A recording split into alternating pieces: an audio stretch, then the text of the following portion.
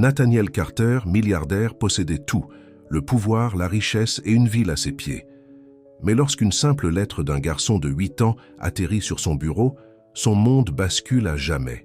Un appel à l'aide, une chance de rédemption, une famille qu'il ignorait avoir besoin. Mais est-il prêt à tout risquer? Avant de commencer l'histoire, dites-nous d'où vous nous regardez aujourd'hui. Le soleil du matin scintillait sur la Thomson Tower, projetant une lueur dorée sur le bureau de coin de Nathaniel Carter. À 52 ans, Nathaniel avait tout ce que l'argent pouvait acheter. Ses chaussures italiennes coûtaient plus cher que le loyer mensuel de la plupart des gens. Sa montre aurait pu financer des études supérieures. Et la vue de son bureau? Elle offrait un panorama d'une ville où il possédait plus d'immeubles qu'il ne pouvait en compter sur les 2 mains. « Monsieur Carter, votre rendez-vous de 9 heures vous attend », annonça Jessica, son assistante exécutive, par l'intercom. Nathaniel leva à peine les yeux de son écran d'ordinateur. « Dites-leur 5 minutes. » Il retourna son attention au rapport trimestriel. Les chiffres étaient bons. Ils étaient toujours bons. C'est ce qui arrive lorsqu'on travaille tous les jours pendant 30 ans, en sacrifiant tout le reste dans sa vie. Jessica apparut à sa porte, hésitante et nerveuse. « Monsieur, il y a aussi ça. » Elle s'approcha de son bureau et déposa une petite enveloppe blanche à côté de son clavier. Nathaniel fronça les sourcils. « Qu'est-ce que c'est? »« Une lettre, monsieur. Elle est arrivée par courrier ordinaire à la réception. La sécurité l'a vérifiée. C'est juste du papier. »« Qui envoie encore des lettres ?» murmura Nathaniel, ramassant l'enveloppe avec une légère curiosité. Son nom était écrit d'une écriture enfantine et maladroite. Pas d'adresse de retour.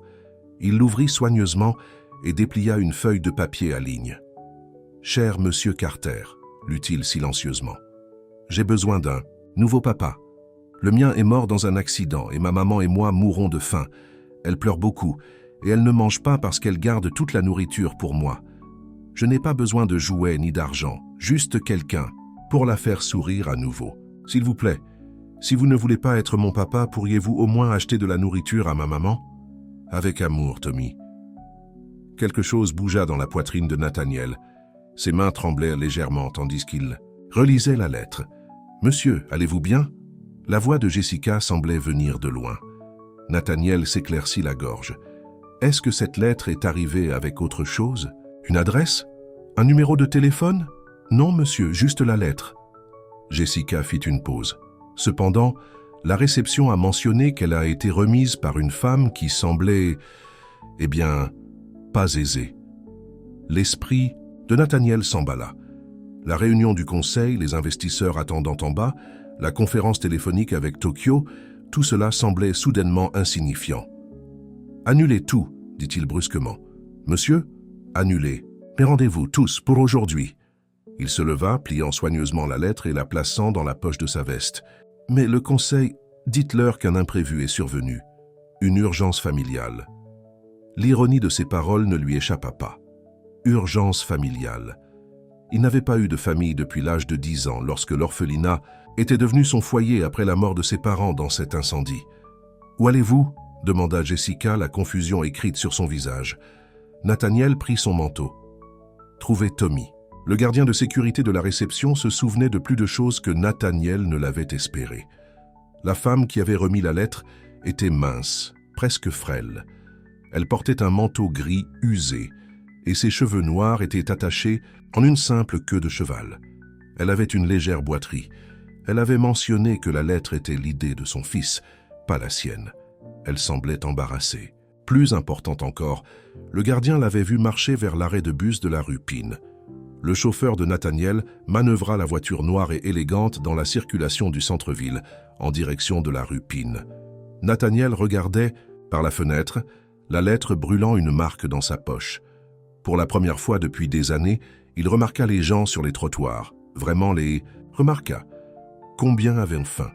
Combien étaient à un seul chèque de la catastrophe? « Arrêtez-vous » ordonna-t-il soudainement, apercevant une épicerie. 20 minutes plus tard, l'arrière de sa voiture était rempli de sacs d'épicerie. Pain, lait, œufs, fruits, légumes, conserves, céréales, jus, poulet, pâtes. Il avait pris tout ce qui semblait substantiel et nutritif. « L'arrêt de bus, monsieur » demanda son chauffeur. Nathaniel hocha la tête. C'était une longue chance, Mais peut-être que quelqu'un là-bas avait vu la femme. L'arrêt de bus ne donna aucun indice immédiat, mais le café en face, si. Le barista reconnut la description de la femme. Oui, elle vient parfois. Pas pour acheter quoi que ce soit. Nous avons un distributeur d'eau gratuit. Elle s'appelle Emma, je crois. Elle est toujours polie, même si je peux dire qu'elle traverse une période difficile. Parfois, elle est avec son petit garçon. Savez-vous où elle habite ? Demanda Nathaniel, glissant un billet de $100 sur le comptoir. Le barista hésita. Écoutez, je ne veux pas mettre qui que ce soit dans le pétrin. Je ne suis pas là pour causer des problèmes. Le contraire, en fait. Nathaniel lui montra la lettre. Son fils m'a écrit.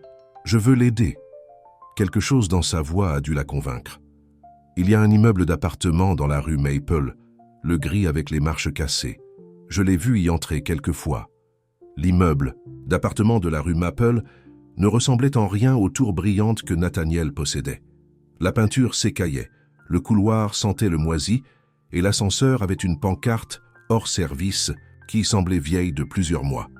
Nathaniel monta les escaliers, son chauffeur suivant avec les sacs d'épicerie.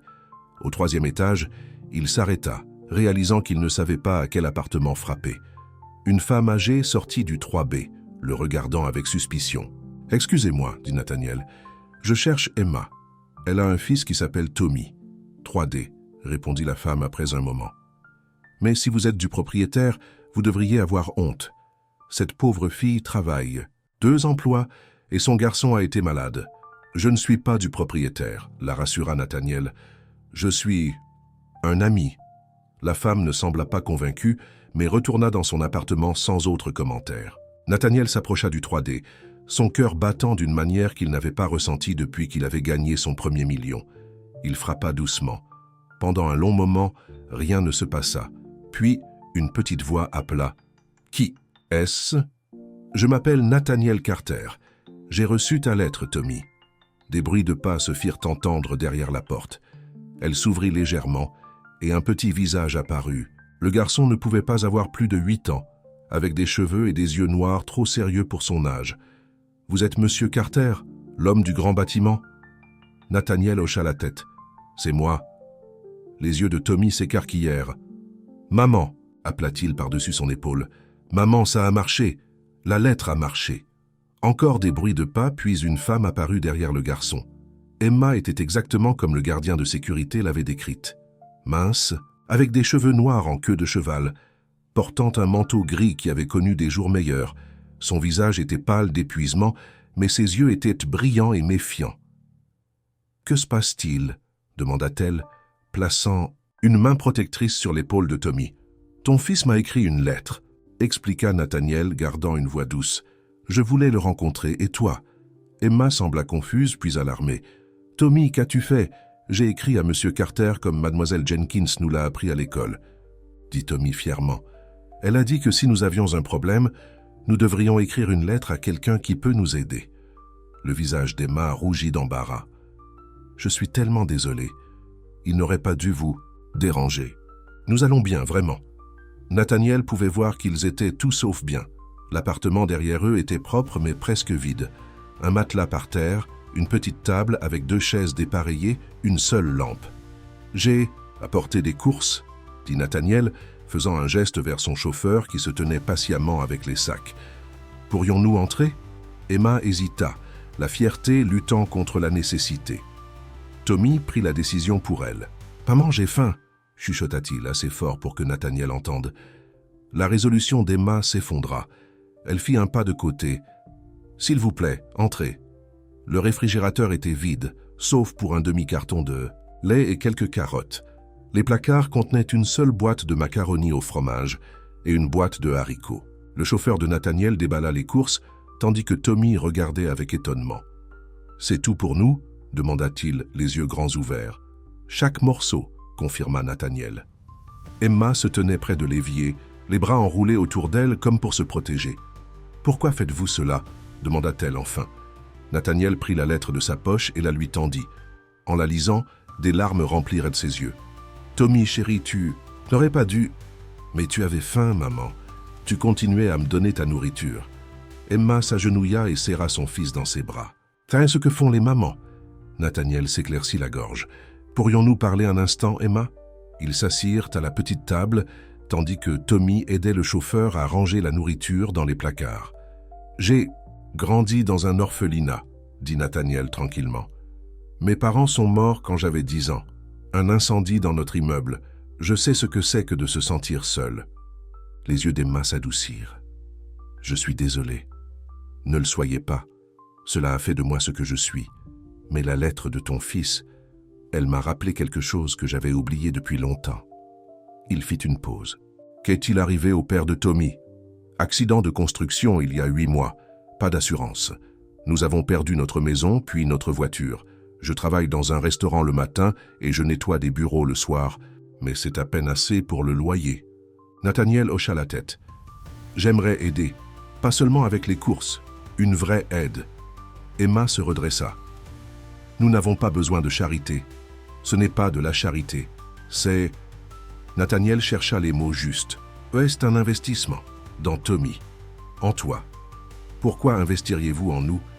Vous ne nous connaissez même pas. » Nathaniel regarda Tommy, qui montrait avec enthousiasme au chauffeur un petit soldat de jouet, probablement son seul jouet. « Parce que parfois, nous avons besoin de rappel de ce qui est important, » dit-il simplement.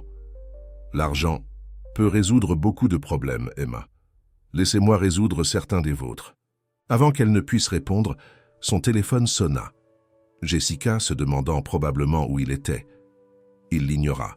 « Je peux vous trouver un meilleur appartement, faire entrer Tommy dans une bonne école, vous aider à trouver un emploi qui vous paie ce que vous méritez. » Emma secoua la tête avec incrédulité. « Les gens ne font pas simplement ce genre de choses. Je le fais, » dit Nathaniel fermement. « Du moins, je le fais maintenant. » Tommy bondit vers eux. « Maman, le chauffeur de M. Carter dit qu'il y a de la glace dans l'un des sacs. Puis-je en avoir, s'il vous plaît ?» Emma rit, un son qui transforma son visage fatigué. « Juste un peu, ce n'est pas encore l'heure du dîner. » Alors, que Tommy retournait à la cuisine, Emma se tourna vers Nathaniel. « Il n'a rien demandé depuis des mois. Il sait que nous n'avons pas les moyens de nous payer des extras. Chaque enfant devrait avoir de la glace, » dit Nathaniel, « et des jouets, et un endroit sûr où vivre. » Emma l'étudia, comme si elle essayait de voir au-delà de son costume coûteux et de sa manière assurée. « Pourquoi nous? Vraiment ?» Nathaniel pensa au penthouse vide qui l'attendait, les réunions sans intérêt, la richesse qui n'avait jamais comblé le vide en lui. « Parce que, dit-il finalement, je pense que nous pourrions être capables de nous aider mutuellement. » 3 jours plus tard, les titres du journal municipal titraient « Un milliardaire répond à la lettre d'un enfant, change 2 vies à jamais. » Mais la vraie histoire ne faisait que commencer. Dans son bureau de la Thompson Tower, Nathaniel regardait la ville avec des yeux nouveaux. Son téléphone sonna. « Monsieur Carter, » dit Jessica, « votre rendez-vous de 14 heures est là, et Emma a appelé. L'inscription de Tommy à l'école est réglée. »« Merci, Jessica. » Nathaniel sourit. « Dites à mon rendez-vous. De 14 heures que je serai avec eux tout de suite. Et pourriez-vous commander quelque chose pour Tommy? Un vélo? Peut-être. Tout ce que les garçons de 8 ans aiment de nos jours. »« Bien sûr, monsieur. » Alors que Nathaniel se détournait de la fenêtre, il toucha la lettre dans sa poche, la lettre qu'il portait maintenant partout. Pour la première fois depuis des décennies, son cœur n'était plus vide. Et ce n'était que le début. 1 mois s'était écoulé depuis que la lettre de Tommy était arrivée entre les mains de Nathaniel. Les changements en si peu de temps étaient remarquables. Emma et Tommy avaient redéménagé de leur appartement miteux dans un confortable condominium de 2 chambres dans un quartier sûr. Tommy était inscrit à l'école primaire Westside, l'une des meilleures écoles du district, et Emma avait commencé un emploi à la Fondation Carter, supervisant les programmes de sensibilisation communautaire. « Comment est le nouvel endroit ?» demanda Nathaniel, alors qu'il se promenait avec Emma dans le parc Jefferson un samedi matin frais. Tommy courut devant eux, faisant voler un cerf-volant que Nathaniel lui avait apporté. « Ça ne semble toujours pas réel, » admit Emma. « Chaque matin, je me réveille en m'attendant à être de retour dans ce vieil appartement. » Elle tira son nouveau manteau plus près d'elle. « Je continue de dire à Tommy de ne pas trop s'installer. Rien ne dure éternellement. » Nathaniel fronça les sourcils. « Tu peux t'installer, Emma, ce n'est pas temporaire. » Elle se tourna pour le faire face, ses yeux sérieux. « Les gens vont parler, Nathaniel. Ils le font déjà. Les journaux, la télévision, tout le monde spécule sur les raisons pour lesquelles un milliardaire s'intéresse soudainement à une mère célibataire pauvre. Laissez-les parler, dit Nathaniel fermement. Ce qui compte, c'est que Tommy a une chance maintenant. Et toi aussi. Maman, Monsieur Carter, regardez comme il monte haut, cria Tommy, le visage illuminé de joie, alors que le cerf-volant planait au-dessus des arbres. L'expression d'Emma s'adoucit. Je ne l'ai pas vu aussi heureux depuis la mort de son père. Pour ça seulement, je ne pourrai jamais vous remercier assez. Nathaniel regarda le garçon, ressentant un étrange mélange d'émotions. En un mois seulement, Tommy était devenu important pour lui d'une manière qu'il n'aurait pu imaginer. La résilience du garçon, son optimisme face aux difficultés, cela rappelait à Nathaniel lui-même à cet âge-là, avant que l'argent et le pouvoir ne l'endurcissent. « Tu n'as pas besoin de me remercier, » dit-il tranquillement. « Vous avoir tous les deux dans ma vie a été révélateur. » Alors qu'il continuait à marcher, le téléphone de Nathaniel sonna. Il vérifia l'écran et fronça les sourcils. « Je dois prendre ça, c'est Richard Blackwood du conseil. » Emma hocha la tête et alla rejoindre Tommy avec le cerf-volant, tandis que Nathaniel s'éloignait pour répondre. « Nathaniel, nous devons parler. » La voix de Richard était tendue. « Le conseil est préoccupé par vos récentes activités. Soyez plus précis, Richard. Cette affaire de charité, la femme et son fils, cela devient une distraction. Les médias font la fête et les investisseurs posent des questions. » La mâchoire de Nathaniel se serra. « Emma et Tommy ne sont pas à discuter, Richard. Tout ce que vous faites est à discuter lorsqu'il affecte la société. Vous avez manqué 3 réunions du conseil pour passer du temps avec eux. Vous avez redirigé les fonds de la fondation vers les programmes qu'elle dirige. Les gens se demandent si vous avez perdu votre avantage. » « Mon avantage ?» Nathaniel rit froidement. « L'entreprise n'a jamais été aussi rentable.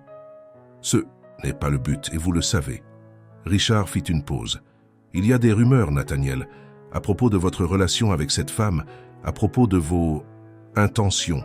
Mes intentions sont mes affaires. Pas quand elles pourraient avoir un impact sur l'avenir de Carter Enterprises. Le conseil convoque une réunion d'urgence lundi. Je vous suggère de venir préparer à apporter des changements. » L'appel se termina, laissant Nathaniel furieux.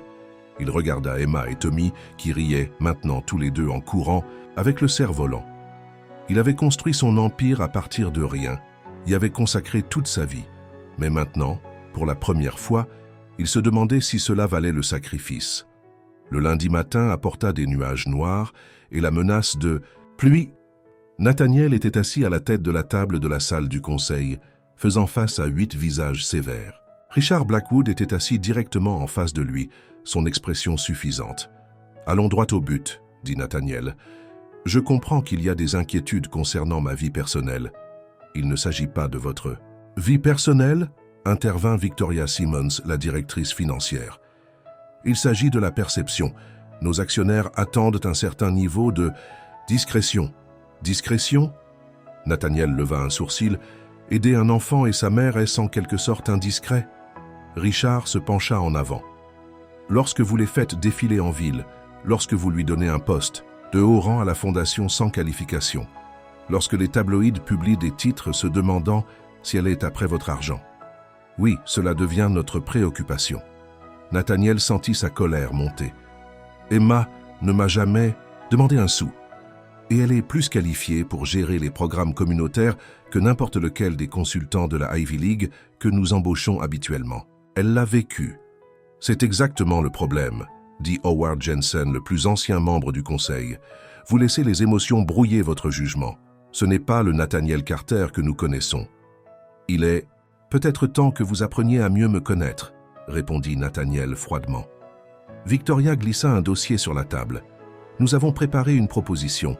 La femme et son fils seront pourvus, généreusement, mais à distance. Un fonds fiduciaire pour l'éducation du garçon, un emploi convenable pour la mère dans l'une de nos filiales dans un autre État. Problème résolu. Nathaniel ne toucha pas le dossier. Et si je refuse ? Richard sourit sans chaleur. Alors nous serons obligés de lancer un vote de défiance. Les statuts sont clairs, Nathaniel. Même vous pouvez être remplacé. La menace flottait dans l'air. Nathaniel n'avait jamais imaginé que cela arriverait. Il avait construit Carter Enterprises à partir d'un seul investissement il y a 30 ans. C'était l'œuvre de sa vie.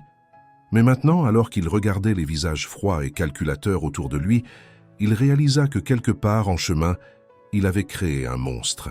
Une entreprise tellement axée sur le profit que la gentillesse humaine de base était perçue comme une faiblesse.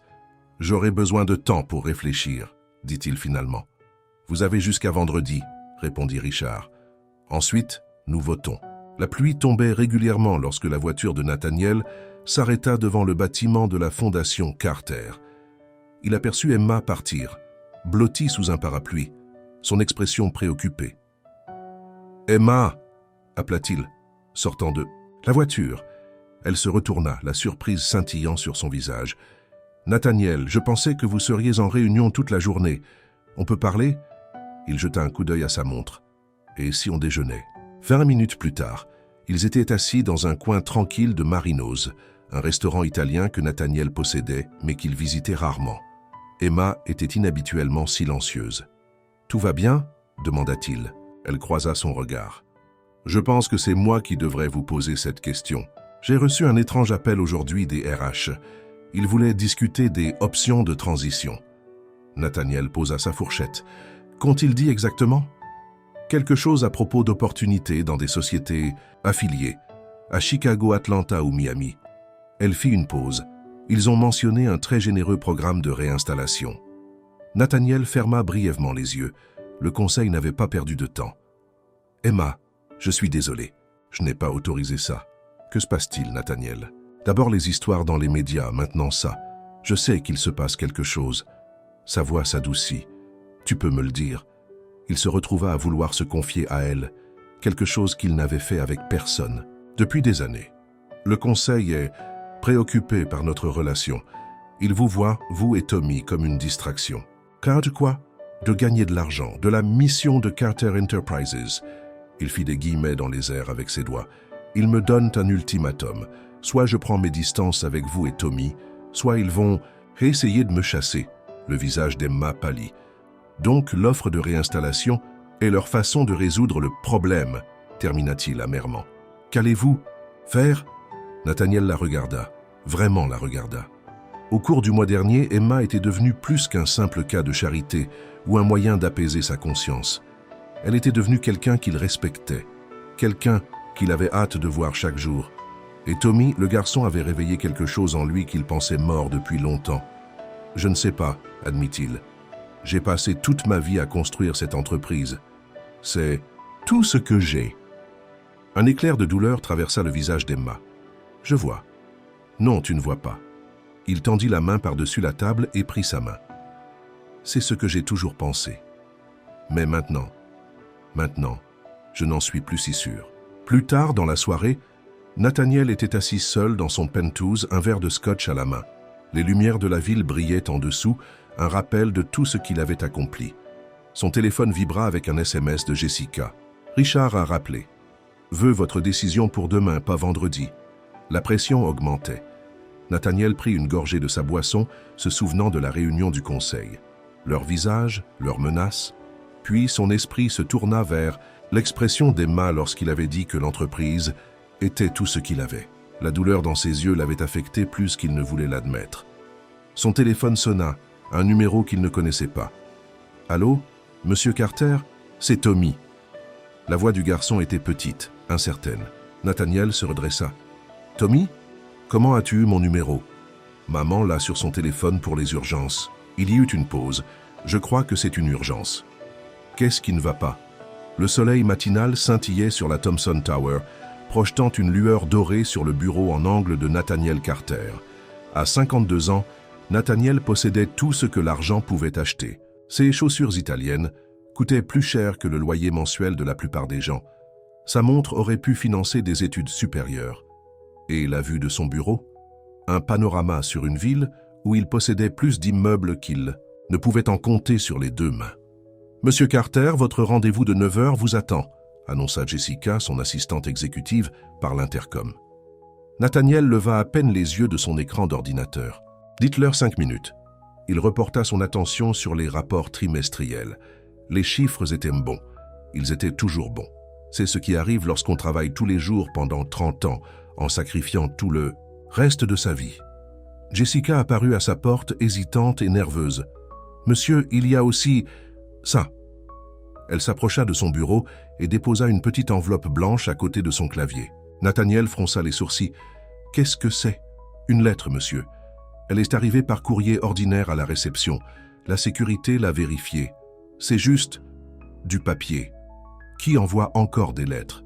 murmura Nathaniel, ramassant l'enveloppe avec une légère curiosité. Son nom était écrit d'une écriture enfantine et maladroite. Pas d'adresse de retour. Il l'ouvrit soigneusement et déplia une feuille de papier à lignes. « Cher Monsieur Carter », lut-il silencieusement, « j'ai besoin d'un nouveau papa. Le mien est mort dans un accident, et ma maman et moi mourons de faim. Elle pleure beaucoup, et elle ne mange pas parce qu'elle garde toute la nourriture pour moi. Je n'ai pas besoin de jouets ni d'argent, juste quelqu'un pour la faire sourire à nouveau. S'il vous plaît, si vous ne voulez pas être mon papa, pourriez-vous au moins acheter de la nourriture à ma maman ? » Avec amour, Tommy. Quelque chose se contracta dans la poitrine de Nathaniel. Ses mains tremblaient légèrement, tandis qu'il relisait la lettre. « Monsieur, allez-vous bien ?» La voix de Jessica semblait venir de loin. Nathaniel s'éclaircit la gorge. « Est-ce que cette lettre est arrivée avec autre chose? Une adresse? Un numéro de téléphone? »« Non, monsieur. Juste la lettre. » Jessica fit une pause. Cependant, la réception a mentionné qu'elle a été remise par une femme qui semblait, pas aisée. L'esprit de Nathaniel s'emballa. La réunion du conseil, les investisseurs attendant en bas, la conférence téléphonique avec Tokyo, tout cela semblait soudainement insignifiant. « Annulez tout, » dit-il brusquement. « Monsieur, annulez mes rendez-vous. Tous, pour aujourd'hui. » Il se leva, pliant soigneusement la lettre et la plaçant dans la poche de sa veste. « Mais le conseil, dites-leur qu'un imprévu est survenu, une urgence familiale. » L'ironie de ses paroles ne lui échappa pas. Urgence familiale. Il n'avait pas eu de famille depuis l'âge de 10 ans. Lorsque l'orphelinat était devenu son foyer après la mort de ses parents dans cet incendie. « Où allez-vous » demanda Jessica, la confusion écrite sur son visage. Nathaniel prit son manteau. « Trouvez Tommy. » Le gardien de sécurité de la réception se souvenait de plus de choses que Nathaniel ne l'avait espéré. La femme qui avait remis la lettre était mince, presque frêle. Elle portait un manteau gris usé et ses cheveux noirs étaient attachés en une simple queue de cheval. Elle avait une légère boiterie. Elle avait mentionné que la lettre était l'idée de son fils, pas la sienne. Elle semblait embarrassée. Plus importante encore, le gardien l'avait vue marcher vers l'arrêt de bus de la rue Pine. Le chauffeur de Nathaniel manœuvra la voiture noire et élégante dans la circulation du centre-ville, en direction de la rue Pine. Nathaniel regardait par la fenêtre, la lettre brûlant une marque dans sa poche.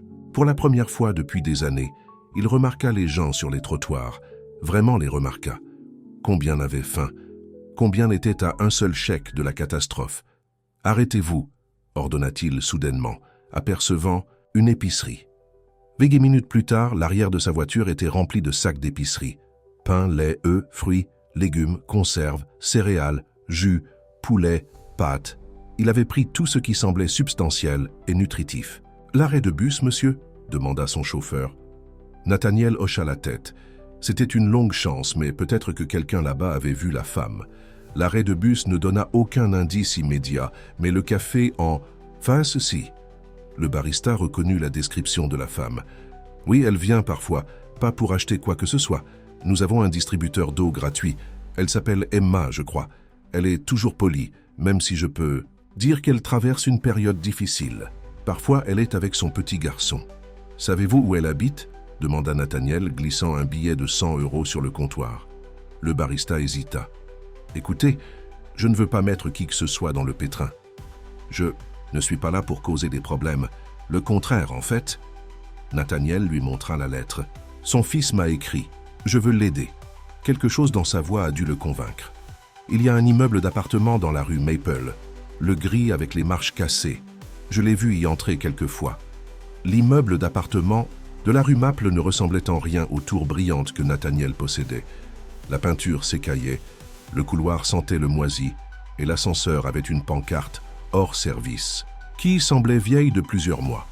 Nathaniel monta les escaliers, son chauffeur suivant avec les sacs d'épicerie. Au 3e étage, il s'arrêta, réalisant qu'il ne savait pas à quel appartement frapper. Une femme âgée sortit du 3B, le regardant avec suspicion. « Excusez-moi, » dit Nathaniel. « Je cherche Emma. Elle a un fils qui s'appelle Tommy. »« 3D, » répondit la femme après un moment. « Mais si vous êtes du propriétaire, vous devriez avoir honte. Cette pauvre fille travaille 2 emplois et son garçon a été malade. Je ne suis pas du propriétaire, la rassura Nathaniel. Je suis un ami. » La femme ne sembla pas convaincue, mais retourna dans son appartement sans autre commentaire. Nathaniel s'approcha du 3D, son cœur battant d'une manière qu'il n'avait pas ressentie depuis qu'il avait gagné son premier million. Il frappa doucement. Pendant un long moment, rien ne se passa. Puis, une petite voix appela. « Qui est-ce ? Je m'appelle Nathaniel Carter. J'ai reçu ta lettre, Tommy. » Des bruits de pas se firent entendre derrière la porte. Elle s'ouvrit légèrement et un petit visage apparut. Le garçon ne pouvait pas avoir plus de 8 ans, avec des cheveux et des yeux noirs trop sérieux pour son âge. « Vous êtes Monsieur Carter, l'homme du grand bâtiment ?» Nathaniel hocha la tête. « C'est moi. » Les yeux de Tommy s'écarquillèrent. « Maman !» appela-t-il par-dessus son épaule. « Maman, ça a marché, la lettre a marché !» Encore des bruits de pas. Puis une femme apparut derrière le garçon. Emma était exactement comme le gardien de sécurité l'avait décrite.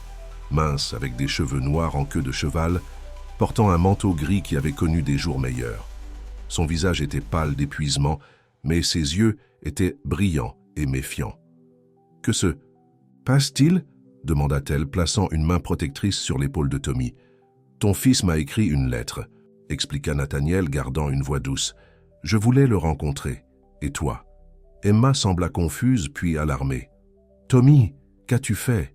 J'ai écrit à Monsieur Carter comme Mademoiselle Jenkins nous l'a appris à l'école, » dit Tommy fièrement. « Elle a dit que si nous avions un problème, nous devrions écrire une lettre à quelqu'un qui peut nous aider. » Le visage d'Emma rougit d'embarras. « Je suis tellement désolé.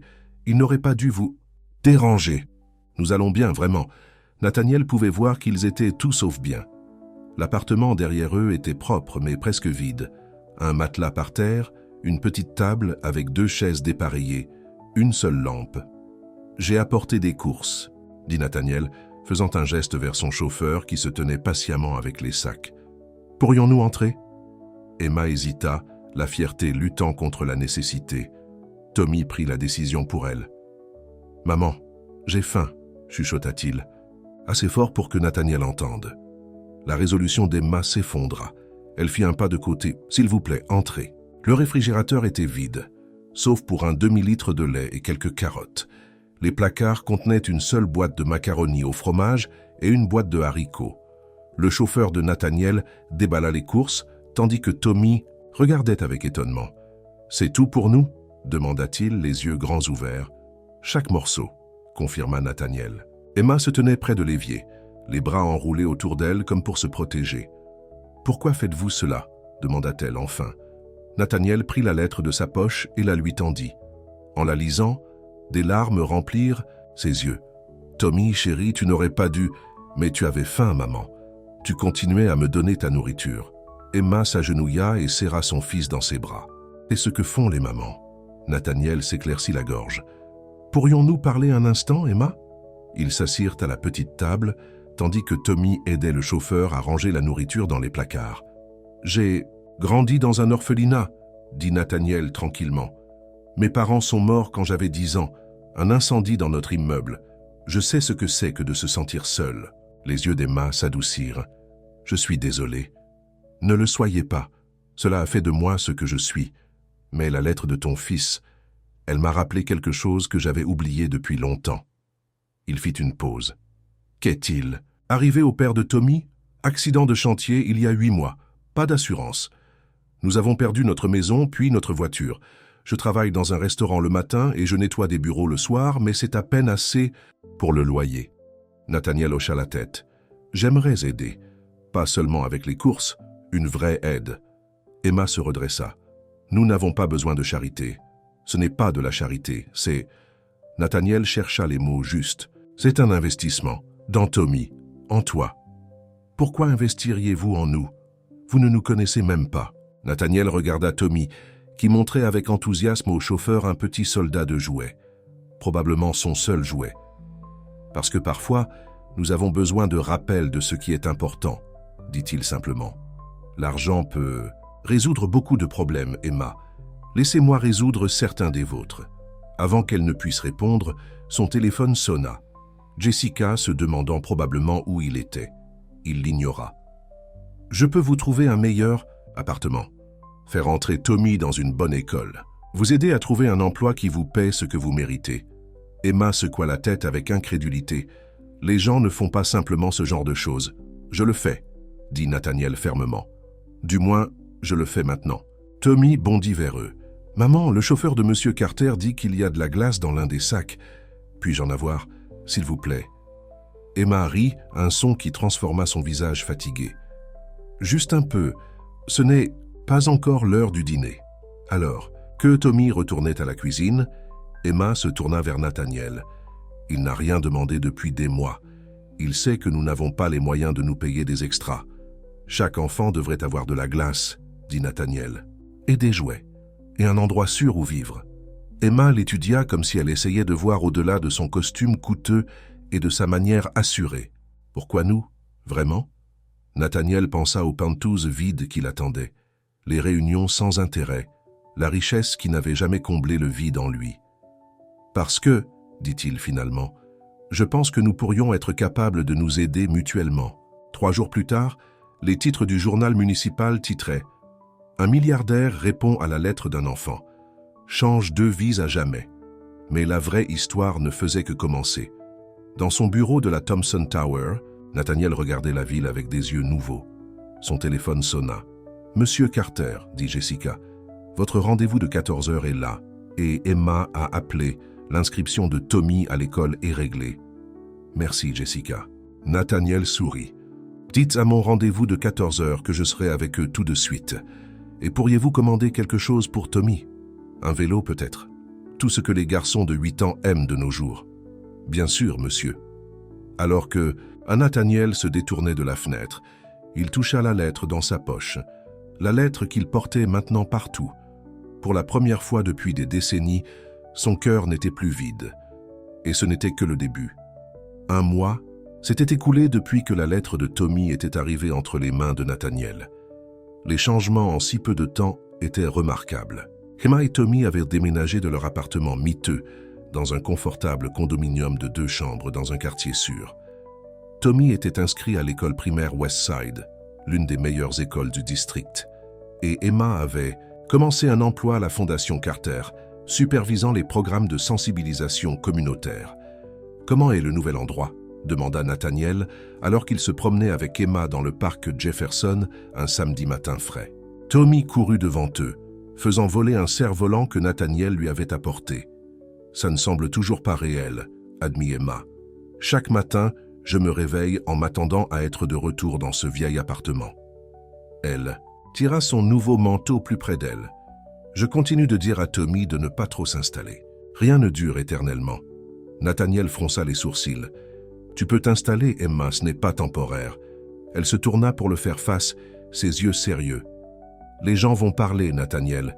Ils le font déjà. Les journaux, à la télévision. Tout le monde spécule sur les raisons pour lesquelles un milliardaire s'intéresse soudainement à une mère célibataire pauvre. »« Laissez-les parler, » dit Nathaniel fermement. « Ce qui compte, c'est que Tommy a une chance maintenant. Et toi aussi. »« Maman! Monsieur Carter! Regardez comme il monte haut !» cria Tommy, le visage illuminé de joie alors que le cerf-volant planait au-dessus des arbres. L'expression d'Emma s'adoucit.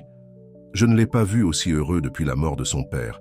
Pour ça seulement, je ne pourrai jamais vous remercier assez. » Nathaniel regarda le garçon, ressentant un étrange mélange d'émotions. En 1 mois seulement, Tommy était devenu important pour lui d'une manière qu'il n'aurait pu imaginer. La résilience du garçon, son optimisme face aux difficultés, cela rappelait à Nathaniel lui-même à cet âge-là, avant que l'argent et le pouvoir ne l'endurcissent. « Tu n'as pas besoin de me remercier, » dit-il tranquillement.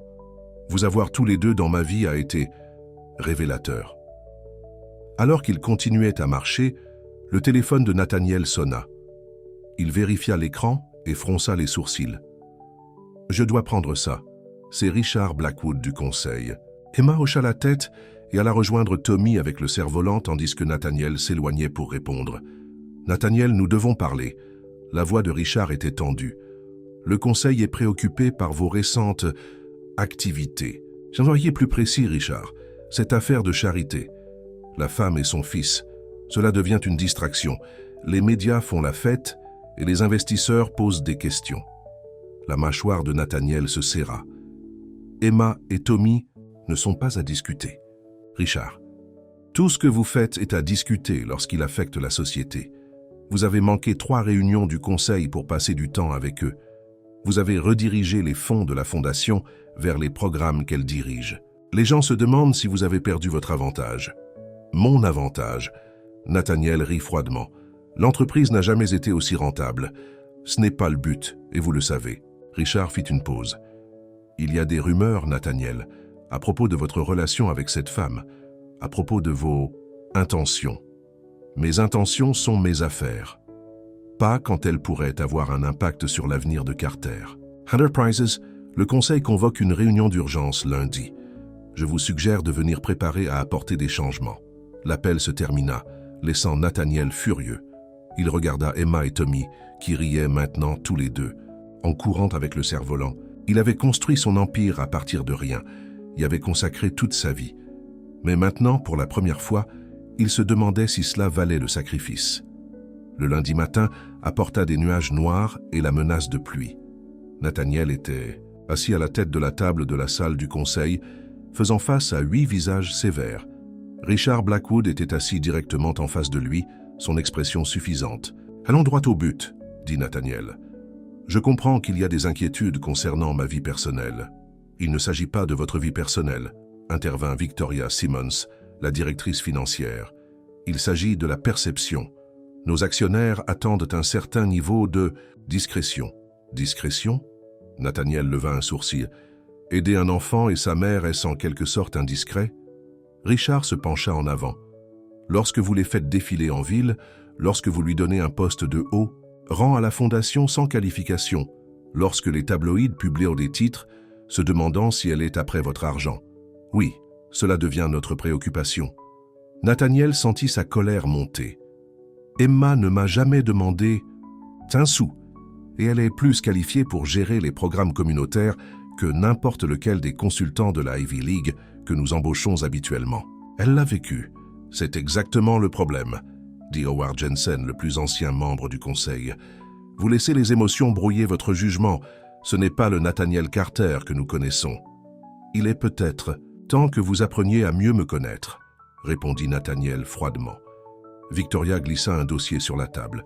Nous avons préparé une proposition. La femme et son fils seront pourvus généreusement, mais à distance. Un fonds fiduciaire pour l'éducation du garçon. Un emploi convenable pour la mère dans l'une de nos filiales, dans un autre État. Problème résolu. Nathaniel ne toucha pas le dossier. Et si je refuse? Richard sourit sans chaleur. Alors nous serons obligés de lancer un vote de défiance. Les statuts sont clairs, Nathaniel. Même vous pouvez être remplacé. La menace flottait dans l'air. Nathaniel n'avait jamais imaginé que cela arriverait. Il avait construit Carter Enterprises à partir d'un seul investissement il y a 30 ans. C'était l'œuvre de sa vie. Mais maintenant, alors qu'il regardait les visages froids et calculateurs autour de lui, il réalisa que quelque part en chemin, il avait créé un monstre. Une entreprise tellement axée sur le profit que la gentillesse humaine de base était perçue comme une faiblesse. « J'aurai besoin de temps pour réfléchir », dit-il finalement. « Vous avez jusqu'à vendredi », répondit Richard. « Ensuite, nous votons. » La pluie tombait régulièrement lorsque la voiture de Nathaniel s'arrêta devant le bâtiment de la Fondation Carter. Il aperçut Emma partir, blottie sous un parapluie, son expression préoccupée. « Emma !» appela-t-il, sortant de la voiture. Elle se retourna, la surprise scintillant sur son visage. « Nathaniel, je pensais que vous seriez en réunion toute la journée. On peut parler ?» Il jeta un coup d'œil à sa montre. Et si on déjeunait? 20 minutes plus tard, ils étaient assis dans un coin tranquille de Marino's, un restaurant italien que Nathaniel possédait, mais qu'il visitait rarement. Emma était inhabituellement silencieuse. « Tout va bien ?» demanda-t-il. Elle croisa son regard. Je pense que c'est moi qui devrais vous poser cette question. J'ai reçu un étrange appel aujourd'hui des RH. Ils voulaient discuter des options de transition. Nathaniel posa sa fourchette. Qu'ont-ils dit exactement? Quelque chose à propos d'opportunités dans des sociétés affiliées, à Chicago, Atlanta ou Miami. Elle fit une pause. Ils ont mentionné un très généreux programme de réinstallation. Nathaniel ferma brièvement les yeux. Le conseil n'avait pas perdu de temps. Emma, je suis désolé, je n'ai pas autorisé ça. Que se passe-t-il, Nathaniel? D'abord les histoires dans les médias, maintenant ça. Je sais qu'il se passe quelque chose. Sa voix s'adoucit. Tu peux me le dire. Il se retrouva à vouloir se confier à elle, quelque chose qu'il n'avait fait avec personne, depuis des années. Le conseil est préoccupé par notre relation. Il vous voit, vous et Tommy, comme une distraction. De quoi? De gagner de l'argent, de la mission de Carter Enterprises. Il fit des guillemets dans les airs avec ses doigts. Ils me donnent un ultimatum. Soit je prends mes distances avec vous et Tommy, soit ils vont essayer de me chasser. Le visage d'Emma pâlit. Donc l'offre de réinstallation est leur façon de résoudre le problème, termina-t-il amèrement. Qu'allez-vous faire? Nathaniel la regarda, vraiment la regarda. Au cours du mois dernier, Emma était devenue plus qu'un simple cas de charité ou un moyen d'apaiser sa conscience. Elle était devenue quelqu'un qu'il respectait, quelqu'un qu'il avait hâte de voir chaque jour. Et Tommy, le garçon avait réveillé quelque chose en lui qu'il pensait mort depuis longtemps. « Je ne sais pas », admit-il. « J'ai passé toute ma vie à construire cette entreprise. C'est tout ce que j'ai. » Un éclair de douleur traversa le visage d'Emma. « Je vois. Non, tu ne vois pas. » Il tendit la main par-dessus la table et prit sa main. « C'est ce que j'ai toujours pensé. Mais maintenant, je n'en suis plus si sûr. » Plus tard dans la soirée, Nathaniel était assis seul dans son penthouse, un verre de whisky à la main. Les lumières de la ville brillaient en dessous, un rappel de tout ce qu'il avait accompli. Son téléphone vibra avec un SMS de Jessica. « Richard a rappelé. Veux votre décision pour demain, pas vendredi. » La pression augmentait. Nathaniel prit une gorgée de sa boisson, se souvenant de la réunion du conseil, leurs visages, leurs menaces. Puis son esprit se tourna vers l'expression d'Emma lorsqu'il avait dit que l'entreprise était tout ce qu'il avait. La douleur dans ses yeux l'avait affecté plus qu'il ne voulait l'admettre. Son téléphone sonna, un numéro qu'il ne connaissait pas. « Allô, Monsieur Carter, c'est Tommy. » La voix du garçon était petite, incertaine. Nathaniel se redressa. « Tommy, comment as-tu eu mon numéro? Maman l'a sur son téléphone pour les urgences. » Il y eut une pause. « Je crois que c'est une urgence. Qu'est-ce qui ne va pas? Ta maman va bien? » Elle pleure dans sa chambre. Elle croit que je n'entends pas, mais si. La voix de Tommy tremblait. Elle parlait à quelqu'un au téléphone de déménager. « On part? On a fait quelque chose de mal? » Le cœur de Nathaniel se serra. « Non, mon petit, tu n'as rien fait de mal. Ta maman non plus. Alors pourquoi elle pleure? Pourquoi on doit partir? Comment expliquer les guerres de pouvoir d'entreprise à un enfant de 8 ans? Parfois, les grands ont des problèmes compliqués, Tommy. C'est à cause de nous? Parce que vous nous avez aidés? Ma maîtresse dit qu'aucune bonne action n'est jamais impunie. C'est ça qui arrive? » La bouche des enfants dit la vérité.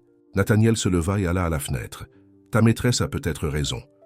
Mais ça ne veut pas dire qu'on doit arrêter de faire des bonnes actions.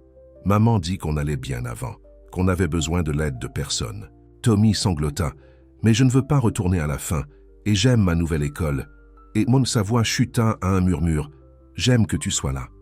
C'est comme avoir un papa de nouveau. » Nathaniel ferma les yeux, sentant quelque chose se briser en lui. « Tommy, peux-tu me passer ta maman? Elle m'a dit de ne pas te déranger avec nos problèmes. Ce n'est pas grave, je veux lui parler. » Il y eut des bruits de pas, puis une conversation étouffée. Enfin, la voix d'Emma répondit. « Nathaniel, je suis désolé. Je ne savais pas qu'il t'avait appelé. Ne sois pas désolé. » Nathaniel prit une profonde inspiration. « J'ai pris une décision, Emma. Je ne vais pas laisser le conseil dicter qui je peux ou ne peux pas avoir dans ma vie, mais votre entreprise n'est qu'une entreprise. Il y aura toujours plus d'argent à gagner, plus de contrats à conclure, mais des gens comme toi et Tommy, vous êtes rares. Qu'est-ce que vous dites? » Nathaniel regarda la ville, sa ville, et pour la première fois depuis des années, se sentit complètement certain de quelque chose. « Je dis que je vous choisis, vous deux. quelles que soient les conséquences pour ma position chez Carter Enterprises. Emma resta silencieuse un long moment. C'est une grosse décision, Nathaniel, vous êtes sûr? Je n'ai jamais été aussi sûr de rien. Que ferez-vous s'il vous force à partir? Nathaniel rit, se surprenant lui-même. Recommencez, je suppose. Je l'ai déjà fait une fois. Nathaniel, venez à mon bureau demain, tous les deux. Laissez-moi gérer le conseil à ma manière. Après avoir raccroché, Nathaniel appela Jessica. Préparez une réunion du conseil pour 10 heures demain. Présence obligatoire de tous les membres. Et Jessica, préparez le dossier Phoenix. Le dossier Phoenix? Sa voix exprimait le choc. Vous êtes sûr, monsieur? Absolument. Il est temps d'une renaissance. La salle du conseil était tendue le lendemain matin. Les 9 membres du conseil étaient présents, ainsi que le conseiller juridique de la société. Nathaniel se tenait à la tête de la table, plus détendu que quiconque ne l'avait vu depuis des années. « Avant de commencer, dit-il, j'aimerais vous présenter 2 invités spéciaux. » La porte s'ouvrit et Emma entra avec Tommy. Le garçon avait l'air nerveux mais se redressa en voyant Nathaniel. Emma lui serra la main d'un geste encourageant. Richard Blackwood se leva. « Ceci est hautement inapproprié. Les réunions du conseil sont confidentielles. »« Asseyez-vous, Richard, » dit Nathaniel calmement. « Emma et Tommy sont là parce qu'ils sont la raison de cette réunion. Je voulais qu'ils soient témoins de ce qui va se passer ensuite. » Il fit un signe de tête à Jessica, qui distribua des dossiers à chaque membre du conseil. « Qu'est-ce que c'est » demanda Victoria, ouvrant le sien. « Cela, » expliqua Nathaniel, « c'est le dossier Phoenix, nommé d'après l'oiseau mythique qui renaît de ses cendres. » Il sourit. « C'est ma police d'assurance. » Le silence tomba dans la salle, tandis que les membres du conseil lisaient le contenu. Le visage de Richard devint blême. « C'est du chantage, » bredouilla-t-il finalement. « Non, Richard, c'est de la responsabilisation. » Nathaniel se promena lentement autour de la table. « J'ai construit ce dossier pendant 15 ans. Chaque décision discutable que ce conseil a prise, chaque raccourci, chaque ligne éthique franchie au nom du profit. » Il s'arrêta derrière le fauteuil de Richard. « Y compris votre marché privé avec Omnitech l'année dernière, celui qui aurait dû être déclaré comme un conflit d'intérêts. » La bouche de Richard s'ouvrit et se ferma sans son. Nathaniel continua.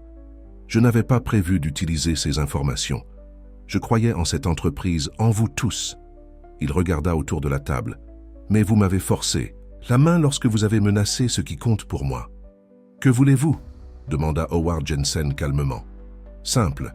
Une restructuration du conseil, de nouveaux statuts qui donnent plus d'autonomie à la fondation et une part plus importante de nos bénéfices. Et un engagement public en faveur de la responsabilité sociale des entreprises, en commençant par des programmes pour les familles monoparentales et les enfants à risque. » Victoria fronça les sourcils. « Et si nous refusons? Alors, ce dossier va à la SEC, au ministère de la Justice, et à tous les grands médias du pays. » Nathaniel sourit. « Je perdrai peut-être mon entreprise, mais beaucoup d'entre vous perdront beaucoup plus. » La salle éclata en voix irritée. Tommy eut l'air alarmé. Mais Emma lui posa une main rassurante sur l'épaule. « C'est assez !» La voix de Nathaniel coupa le chaos. « Ce n'est pas une négociation, c'est une nouvelle direction. » Il alla vers Emma et Tommy. « Ces personnes me rappellent ce qui est vraiment précieux.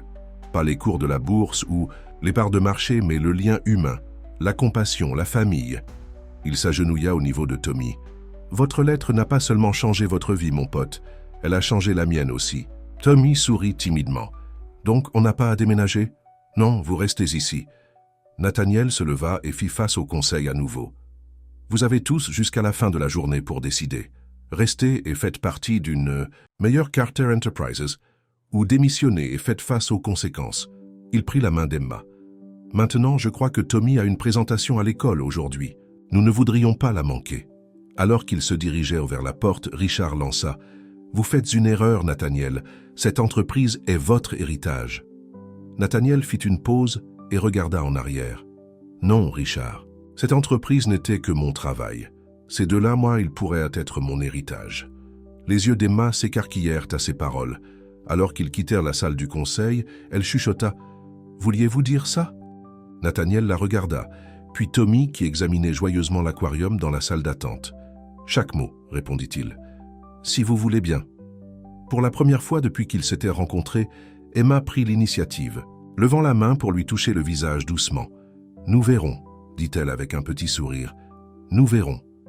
Alors qu'ils sortaient ensemble du bâtiment, les photographes prenaient leurs photos. Les gros titres de demain seraient sensationnels sans aucun doute. Mais pour une fois, Nathaniel se fichait de ce que les gens pensaient. Les seuls avis qui comptaient maintenant appartenaient à la femme et à l'enfant qui marchaient à ses côtés. La famille qu'il n'avait jamais su qu'il voulait jusqu'à ce qu'une lettre change tout. Les gros titres qui occupaient tous les journaux de la ville le lendemain matin. Un milliardaire choisit l'amour au-dessus de l'argent. Carter Enterprise en pleine tourmente. La photo ci-dessous montrait Nathaniel, Emma et Tommy quittant le bâtiment ensemble, ressemblant à une famille malgré le chaos autour d'eux. À l'école de Tommy, les chuchotements ont commencé dès leur arrivée pour sa présentation. « Ce sont eux », a dit une mère à une autre sans se donner la peine de baisser la voix. Elle l'a sous sa coupe. On peut dire qu'elle a atterri sur ses pieds. Emma garda les yeux droits devant elle, le dos droit, mais Nathaniel put voir la douleur dans son expression. Il lui posa une main de soutien sur l'épaule. « Ignorez-les, dit-il doucement. Ils ne vous connaissent pas. » Tommy bondit devant eux, ignorant les ragots. « Monsieur Carter, maman, ma classe est par là, mon projet est prêt. » La salle de classe se tut lorsqu'il, Carter, reste vulnérable. D'autant plus maintenant qu'il s'est publiquement lié à ces gens. Peut-être. La voix de l'appelant était froide. Mais nous devons accélérer notre échéancier. Combien de temps vous faut-il pour accéder aux comptes européens? Une semaine, peut-être moins. Faites-le et trouvez quelque chose sur la femme. Tout le monde a des secrets. Creusez assez profondément et vous trouverez les siens. Richard sourit cruellement. Considérez que c'est fait. Il raccrocha et se retourna vers son ordinateur, lançant une recherche sur Emma Turner.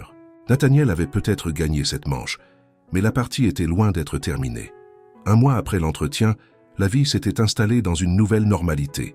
Emma excellait dans son rôle à la Fondation, mettant en œuvre des programmes pour les familles monoparentales qui donnaient déjà des résultats remarquables. Les notes de Tommy s'amélioraient et il s'était fait de nouveaux amis à l'école. Et Nathaniel se retrouvait à passer plus de soirées dans l'appartement douillet d'Emma que dans son penthouse stérile. Un samedi matin, Emma préparait le petit déjeuner tandis que Nathaniel aidait Tommy avec un projet scientifique à la table de la cuisine. « Si on branche la batterie ici, expliqua Nathaniel, l'ampoule devrait... » La sonnette interrompit leur travail. Emma essuya ses mains sur un torchon. « Attendons-nous quelqu'un » Nathaniel secoua la tête. « Pas à ma connaissance. » Emma ouvrit la porte pour trouver un homme grand et mince, en costume coûteux, tenant une épaisse enveloppe. « Emma Turner ?»« Oui. Je suis Gerald Monroe, représentant la famille de Thomas Turner, père. » Le visage d'Emma pâlit. « La famille de mon défunt mari ? En effet. » Gerald lui tendit l'enveloppe. « Ceci est une notification formelle de notre intention de demander la garde de Thomas Turner, Junior. La famille estime que la situation de vie actuelle du garçon est inappropriée. » Nathaniel se retrouva à côté d'Emma en un instant. « Qu'est-ce que c'est que ce bordel ?» Gerald le regarda froidement. « Et vous devez être Monsieur Carter. La famille a des inquiétudes concernant le bien-être de leur petit-fils, compte tenu de l'arrangement de Mademoiselle Turner avec vous. Les implications morales sont troublantes. » Implications morales? La voix d'Emma tremblait. Ils n'ont même pas vu Tommy depuis les funérailles. Néanmoins, ce sont ses proches. Et ils ont les moyens de lui fournir un environnement familial stable et traditionnel. Gerald hocha la tête sèchement.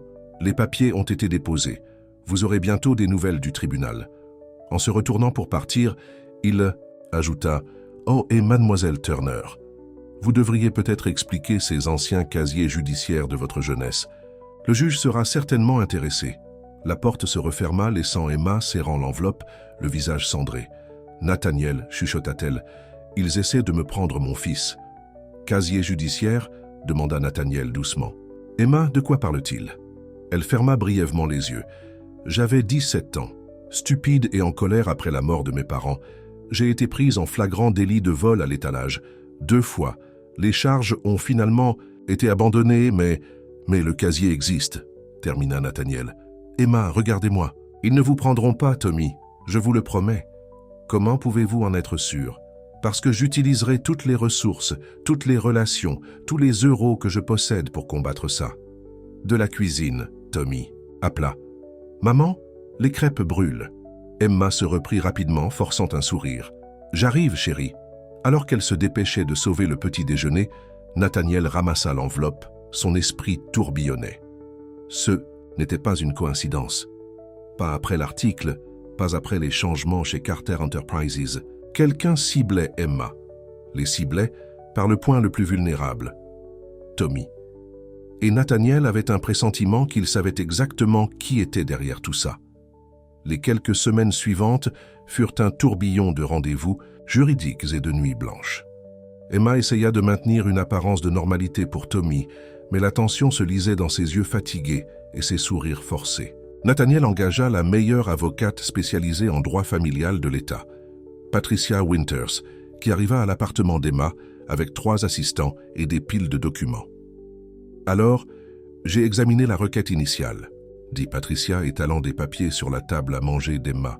« Les parents de Thomas Père, Harold et Margaret Turner prétendent que vous êtes une mère indigne en raison de votre casier judiciaire juvénile et de votre relation. » Avec M. Carter, les mains d'Emma tremblaient alors qu'elle versait le café.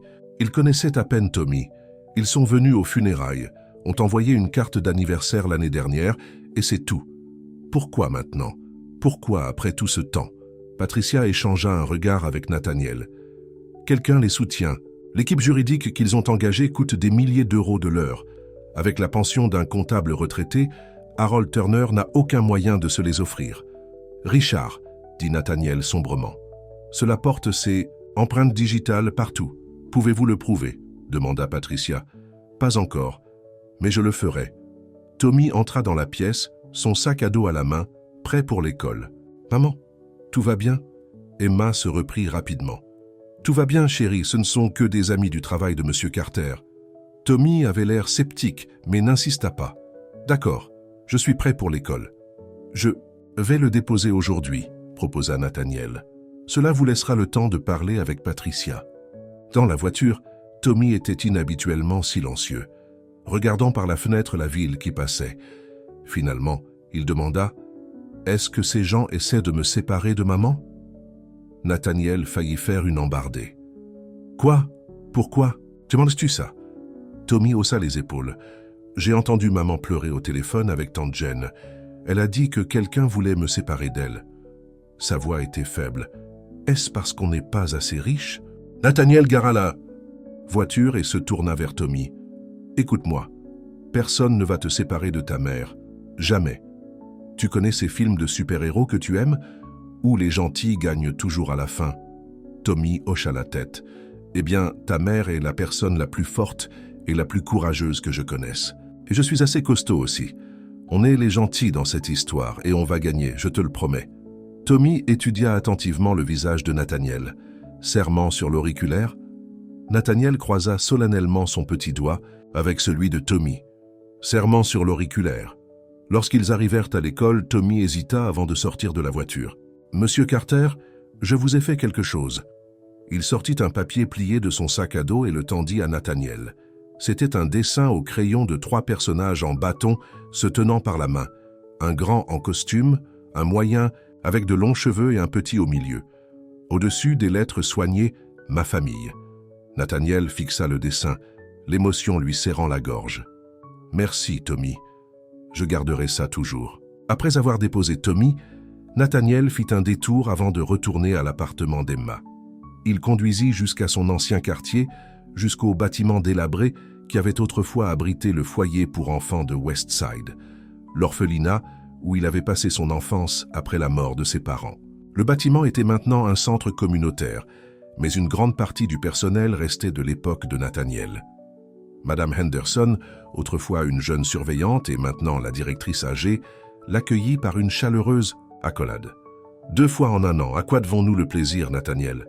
Il faisait des dons au foyer depuis des décennies, mais il n'avait recommencé à le visiter que récemment. « J'ai besoin de votre aide, Madame Henderson, et d'accéder à l'ancienne salle des archives. » 1 heure plus tard, Nathaniel avait ce dont il avait besoin. Un dossier poussiéreux contenant des informations sur sa propre jeunesse, troublée, y compris des incidents remarquablement similaires à ceux d'Emma. Madame Henderson le regarda feuilleter les pages. « Vous étiez en colère à l'époque, observa-t-elle. Blessé. Je l'étais, admit Nathaniel. Mais quelqu'un m'a donné une seconde chance, tout comme j'essaie de le faire pour Emma et Tommy. Madame Henderson, lui, serra le bras. Vous n'êtes plus ce garçon perdu, Nathaniel. Vous êtes devenu un homme bien. J'essaie de l'être, dit-il simplement. Lorsque Nathaniel retourna à l'appartement d'Emma, Patricia passait au peigne fin le passé d'Emma, cherchant tout ce que l'équipe juridique des Turner pourrait utiliser contre elle. Donc, après vos incidents de vol à l'étalage, vous êtes allé vivre avec votre tante à Chicago? Emma hocha la tête. Pendant environ 6 mois. Puis je suis revenu. J'ai terminé mes études secondaires. J'ai obtenu une bourse pour le collège communautaire. D'autres démêlés avec la justice? Quelque chose du tout? Non, rien. Patricia prit des notes. Nous aurons besoin de témoins de moralité, des gens qui peuvent témoigner de votre rôle de mère, de votre relation avec Tommy. Mon patron du restaurant, suggéra Emma. Les professeurs de Tommy, nos anciens voisins. Bien. Patricia regarda Nathaniel. Et vous, monsieur Carter? Dans quelle mesure voulez-vous participer à cette affaire? Entièrement impliqué, déclara fermement Nathaniel. Je ne vais nulle part. Emma le regarda, les yeux emplis d'émotion. Nathaniel, cela pourrait mal tourner. Ils vont traîner votre nom dans la boue aussi. Laissez-les essayer. Il lui prit la main. On est ensemble dans ça. Patricia se racla la gorge. Cela m'amène à un point délicat. La nature de votre relation sera scrutée. Si vous êtes liés sentimentalement, il serait en fait préférable d'être ouvert à ce sujet. Le cacher donne l'impression que vous avez quelque chose à cacher. Emma et Nathaniel échangèrent un regard. Ils n'avaient pas défini leur relation, même entre eux. Ils avaient pris les choses lentement, en tenant compte des sentiments de Tommy et de l'attention médiatique. On se soucie l'un de l'autre, dit Emma prudemment. Mais on est encore en train de voir. Eh bien, décidez-vous rapidement, conseilla Patricia, parce que l'audience a lieu dans 3 semaines et vous pouvez parier qu'ils poseront la question. Sous serment. Ce soir-là, après que Tommy se soit endormi, Emma et Nathaniel s'assirent sur son petit balcon, regardant les lumières de la ville. Une bouteille de vin se trouvait entre eux, à peine entamée. « J'ai peur, Nathaniel, » admit Emma. « Et s'ils me le prennent ?»« Ça, ils ne le feront pas, » la rassura-t-il, bien que sa propre inquiétude le rongeait. « On a la vérité de notre côté. Parfois, la vérité ne suffit pas. » Emma tira son cardigan plus près d'elle. « Tommy est tout ce que... »« tu m'as aussi, » dit Nathaniel doucement. « Si tu me veux. » Emma le regarda, ses yeux scrutant son visage. « Qu'est-ce qu'on fait, Nathaniel? Vraiment? Au début, c'était simple. Vous nous aidiez à cause de la lettre de Tommy. Mais maintenant... » « Maintenant, c'est plus, termina-t-il. Au moins pour moi aussi, chuchota-t-elle. Mais c'est compliqué. Ma vie est un désastre. J'ai une bataille pour la garde qui plane au-dessus de ma tête. Je ne suis pas la femme de la société qu'un homme comme vous devrait avoir. Nathaniel rit doucement. Depuis quand je me suis soucié de ce que je devrais faire? J'ai jeté le règlement à la poubelle le jour où je suis arrivé à votre porte avec des courses. Il lui prit la main, son pouce traçant des cercles sur sa paume. Avant la lettre de Tommy, j'avais tout ce que l'argent pouvait acheter, et rien qui compte vraiment. J'étais seul, Emma, entouré de gens qui voulaient ce que je pouvais leur donner, pas qui j'étais. Et maintenant? Maintenant, j'ai vous et Tommy. J'ai quelqu'un qui me met au défi, qui voit au-delà de l'argent l'orphelin que j'étais. J'ai un garçon qui me dessine dans ses images de famille. Il lui serra la main. Je ne veux pas perdre ça. Je ne veux pas vous perdre. Les yeux d'Emma brillèrent de larmes non versées. Moi non plus, je ne veux pas vous perdre. Nathaniel se pencha lentement vers l'avant, lui laissant le temps de se retirer. Elle ne le fit pas. Leurs lèvres se rencontrèrent dans un baiser doux qui s'approfondit tandis que les bras d'Emma encerclaient son cou. Lorsqu'ils se séparèrent enfin, ils étaient tous deux sans souffle. « Eh bien, » dit Nathaniel avec un sourire, « cela répond à une question pour Patricia. » Emma rit, posant son front contre le sien. « Je suppose que oui. Emma Turner, » dit Nathaniel doucement. « Je crois que je tombe amoureux de vous. » Elle toucha son visage doucement. « Je crois que je tombe amoureuse de vous aussi. Et ça me terrifie. On sera terrifiés ensemble, promit-il. Et on se battra ensemble aussi, pour Tommy, pour nous. » La veille de l'audience pour la garde, Nathaniel reçut un appel de Jessica. « Monsieur, j'ai quelque chose que vous devez voir. C'est à propos de Richard Blackwood.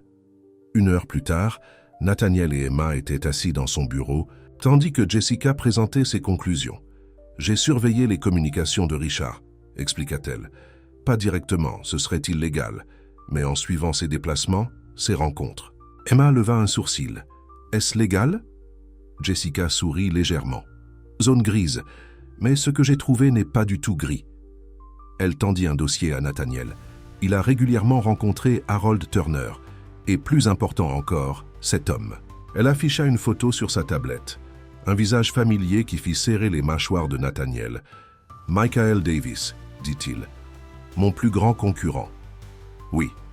Et il verse de l'argent aux Turner pour leurs frais juridiques. » Jessica sortit des relevés bancaires. « Par le biais d'une série de sociétés écrans, mais la piste est claire si vous savez où chercher. » Emma se pencha en avant. « Mais pourquoi? Qu'est-ce que ce Michael Davis gagne à me séparer? »« De mon fils. »« Ce n'est pas à propos de Tommy, » expliqua Nathaniel sombrement. « C'est pour me détruire. Davis veut Carter Enterprises depuis des années. Richard veut se venger d'avoir été évincé. Ils utilisent vous et Tommy pour m'atteindre. C'est monstrueux, chuchota Emma. C'est ça, admit Nathaniel. Mais c'est aussi leur erreur, parce que maintenant, on a la preuve d'une conspiration. Jessica hocha la tête. J'ai tout préparé pour Patricia. Il y a plus. Richard et Davis prévoyaient une prise de contrôle hostile de Carter Enterprises. Nathaniel Carter, milliardaire, possédait tout, le pouvoir, la richesse et une ville à ses pieds. Mais lorsqu'une simple lettre d'un garçon de 8 ans atterrit sur son bureau, son monde bascule à jamais. Un appel à l'aide, une chance de rédemption, une famille qu'il ignorait avoir besoin. Mais est-il prêt à tout risquer? Avant de commencer l'histoire, dites-nous d'où vous nous regardez aujourd'hui. Le soleil du matin scintillait sur la Thompson Tower, projetant une lueur dorée sur le bureau de coin de Nathaniel Carter. À 52 ans, Nathaniel avait tout ce que l'argent pouvait acheter. Ses chaussures italiennes coûtaient plus cher que le loyer mensuel de la plupart des gens. Sa montre aurait pu financer des études supérieures. Et la vue de son bureau? Elle offrait un panorama d'une ville où il possédait plus d'immeubles qu'il ne pouvait en compter sur les 2 mains. « Monsieur Carter, votre rendez-vous de 9 heures vous attend », annonça Jessica, son assistante exécutive, par l'intercom. Nathaniel leva à peine les yeux de son écran d'ordinateur. « Dites-leur 5 minutes. » Il retourna son attention au rapport trimestriel. Les chiffres étaient bons. Ils étaient toujours bons. C'est ce qui arrive lorsqu'on travaille tous les jours pendant 30 ans, en sacrifiant tout le reste dans sa vie. Jessica apparut à sa porte, hésitante et nerveuse. « Monsieur, il y a aussi ça. » Elle s'approcha de son bureau et déposa une petite enveloppe blanche à côté de son clavier. Nathaniel fronça les sourcils. « Qu'est-ce que c'est? »« Une lettre, monsieur. Elle est arrivée par courrier ordinaire à la réception. La sécurité l'a vérifié. C'est juste du papier. »« Qui envoie encore des lettres ?» murmura Nathaniel, ramassant l'enveloppe avec une légère curiosité. Son nom était écrit d'une écriture enfantine et maladroite. Pas d'adresse de retour. Il l'ouvrit soigneusement et déplia une feuille de papier à lignes. « Cher monsieur Carter », lut-il silencieusement, « j'ai besoin d'un nouveau papa. Le mien est mort dans un accident et ma maman et moi mourrons de faim. Elle pleure beaucoup et elle ne mange pas parce qu'elle garde toute la nourriture pour moi.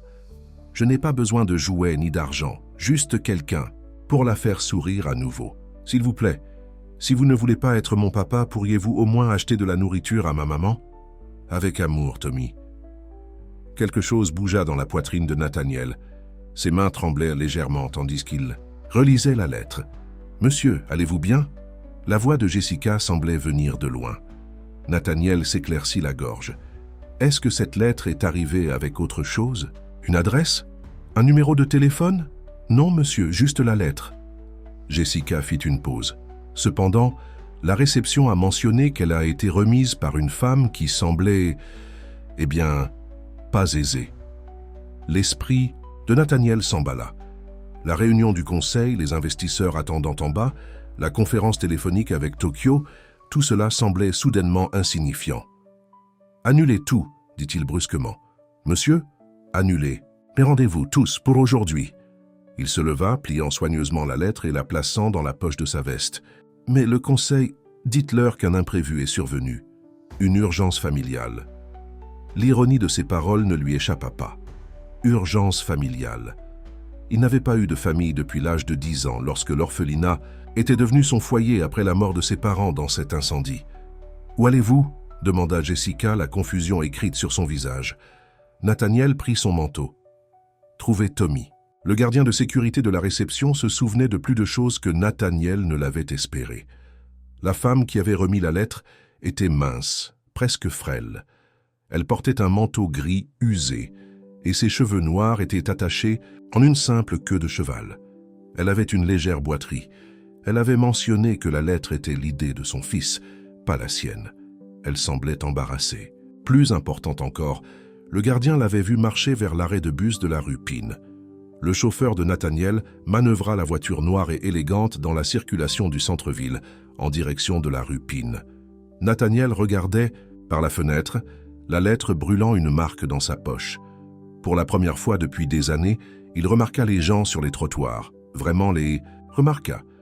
Combien avaient faim? Combien étaient à un seul chèque de la catastrophe? « Arrêtez-vous » ordonna-t-il soudainement, apercevant une épicerie. 20 minutes plus tard, l'arrière de sa voiture était rempli de sacs d'épicerie. Pain, lait, œufs, fruits, légumes, conserves, céréales, jus, poulet, pâtes.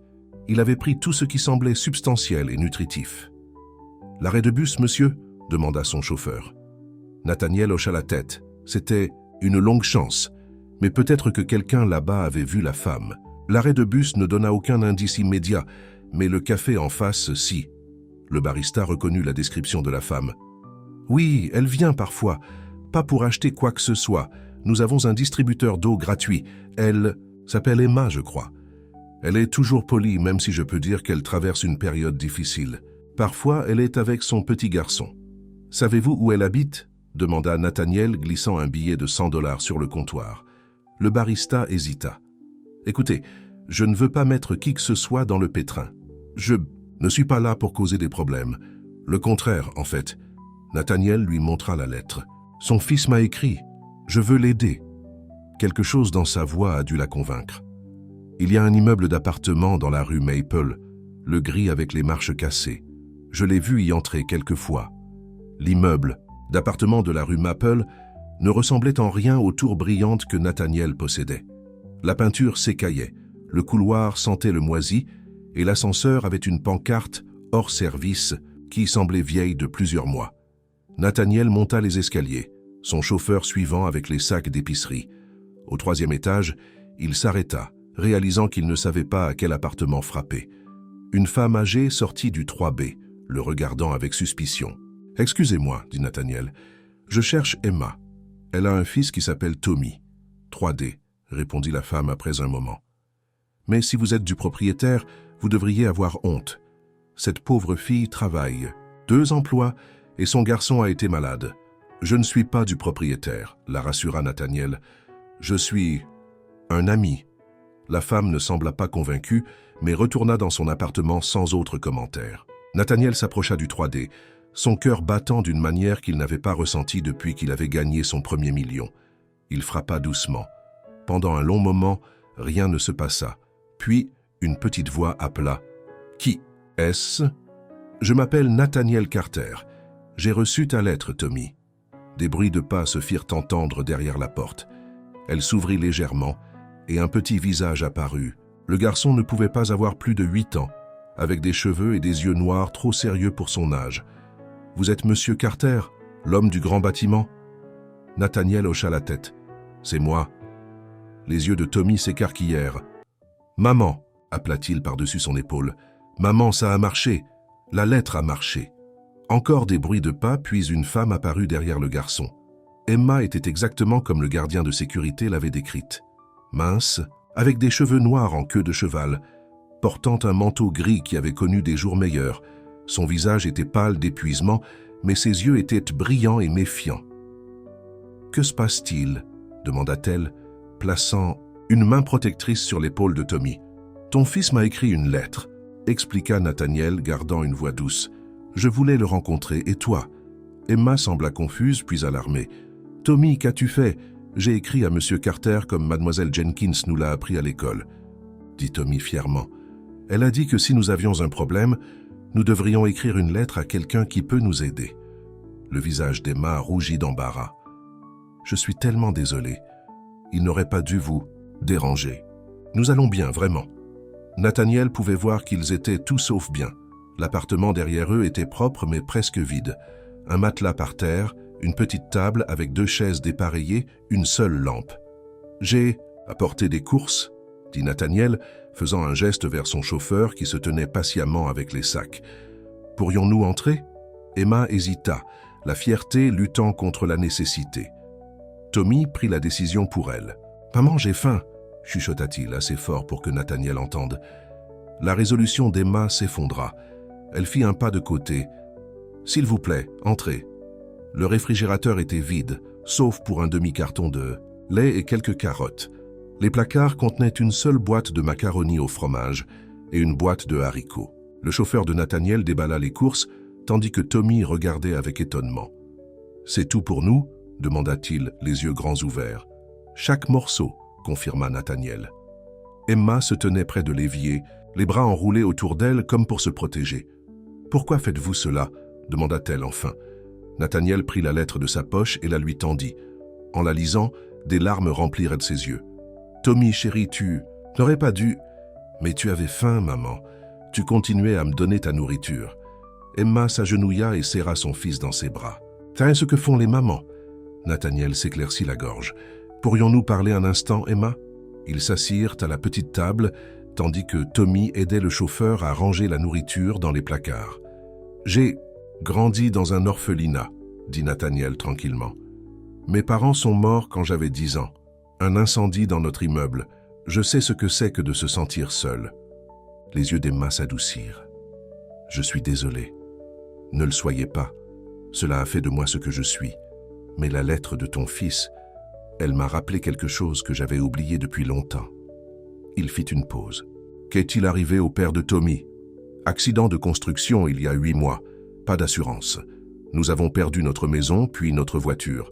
Je travaille dans un restaurant le matin et je nettoie des bureaux le soir, mais c'est à peine assez pour le loyer. » Nathaniel hocha la tête. « J'aimerais aider, pas seulement avec les courses, une vraie aide. » Emma se redressa. « Nous n'avons pas besoin de charité. Ce n'est pas de la charité, c'est... » Nathaniel chercha les mots justes. « Est un investissement, dans Tommy, en toi. Pourquoi investiriez-vous en nous? Vous ne nous connaissez même pas. » Nathaniel regarda Tommy, qui montrait avec enthousiasme au chauffeur un petit soldat de jouet, probablement son seul jouet. « Parce que parfois, nous avons besoin de rappel de ce qui est important, » dit-il simplement. « L'argent peut résoudre beaucoup de problèmes, Emma. Laissez-moi résoudre certains des vôtres. » Avant qu'elle ne puisse répondre, son téléphone sonna. Jessica se demandant probablement où il était. Il l'ignora. « Je peux vous trouver un meilleur appartement, faire entrer Tommy dans une bonne école, vous aider à trouver un emploi qui vous paie ce que vous méritez. » Emma secoua la tête avec incrédulité. « Les gens ne font pas simplement ce genre de choses. Je le fais, » dit Nathaniel fermement. « Du moins, je le fais maintenant. » Tommy bondit vers eux. « Maman, le chauffeur de M. Carter dit qu'il y a de la glace dans l'un des sacs. Puis-je en avoir, s'il vous plaît ?» Emma rit, un son qui transforma son visage fatigué.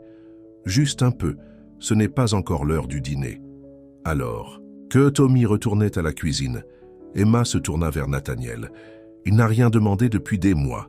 Il sait que nous n'avons pas les moyens de nous payer des extras. Chaque enfant devrait avoir de la glace, » dit Nathaniel, « et des jouets, et un endroit sûr où vivre. » Emma l'étudia, comme si elle essayait de voir au-delà de son costume coûteux et de sa manière assurée. « Pourquoi nous? Vraiment ?» Nathaniel pensa aux penthouse vides qui l'attendaient, les réunions sans intérêt, la richesse qui n'avait jamais comblé le vide en lui. « Parce que, dit-il finalement, je pense que nous pourrions être capables de nous aider mutuellement. » 3 jours plus tard, les titres du journal municipal titraient « Un milliardaire répond à la lettre d'un enfant, change 2 vies à jamais. » Mais la vraie histoire ne faisait que commencer. Dans son bureau de la Thompson Tower, Nathaniel regardait la ville avec des yeux nouveaux. Son téléphone sonna. « Monsieur Carter, » dit Jessica, « votre rendez-vous de 14 heures est là, et Emma a appelé, L'inscription de Tommy à l'école est réglée. Merci, Jessica. Nathaniel sourit. Dites à mon rendez-vous. De 14 heures que je serai avec eux tout de suite. Et pourriez-vous commander quelque chose pour Tommy? Un vélo?